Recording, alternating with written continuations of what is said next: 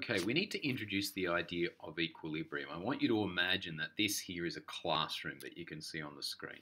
Here's the teacher's desk. Imagine old school, the teacher's sitting out here at the desk. I've noticed something in my classes over the years. You students, you tend to find where you like to sit. And if I let you, especially in the senior years, which I always do, you'll pretty much return to the same seat every lesson. And you like to spread yourselves nice and evenly. In fact, you're quite happy with the situation and you'll return to it whenever I let you. If I force you to get up and move around, do a practical or something, or the lesson's finished, the next day you'll come back in and you'll end up sitting back down wherever you were. And it happens year in, year out. You'll do it for 2 years until you graduate and you don't come back in that room again. Now, this is an illustration of what we might say is a system at equilibrium. Equilibrium, we'll see, is a chemical reaction that can both move forward, that is toward the products, or it can move backwards, that is toward the reactants. It doesn't just simply go in one way. Now, to demonstrate Le Chatelier's principle, you've already seen that Le Chatelier's principle states that a system at equilibrium, if disturbed, will shift in the direction which minimizes the disturbance. So I want you to imagine that you're sitting in class with me and your senior chemistry kids, and suddenly the rest of the school has heard how awesome chemistry is. And they decide, you know what, we're going to boycott our classes and we're going to just start coming into chemistry because we've heard it's so good.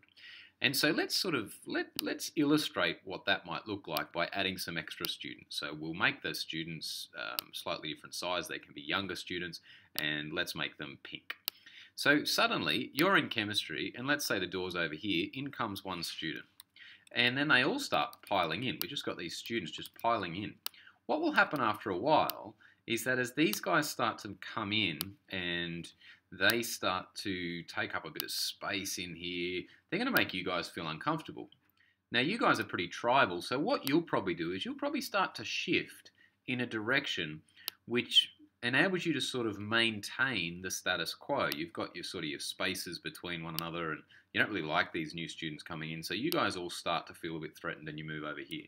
But if they keep coming in, here they all come now, and they keep taking up more space, and they get closer and closer and closer. Well, those ones are getting fatter and fatter, but you know what I mean. Then you guys will start to clump closer, and you'll respond to the change, and you'll be trying to minimize the disturbance and all stick together. But let's say there's like an exit door down here. Eventually, if I keep piling these guys in so that in the end there's just so many of them and they're taking up a whole heap of space, so here they all come and these guys sit down here and here comes another lot of them and they're getting closer and closer. Eventually, you guys will say, you know what, we've had enough of chemistry, we're out. And so you'll start leaving. And you guys will start being forced out of your own chemistry class because the equilibrium, the status quo, the system that you were happy with has suddenly become disturbed and you've shifted in a direction which minimizes that disturbance. Now, this is just a metaphor for what we're talking about with Le Chatelier. I want you to imagine that the new students I was introducing were actually reactants in a chemical equation. And so those reactants, as I started to add more of them in, the system that was at equilibrium, when you guys were all seated nicely where you like to sit, you were disturbed by the addition of more reactants. And so you started to change, you started to move around, you actually started to respond to the presence of these reactants. That's exactly what we're talking about in Le Chatelier's principle.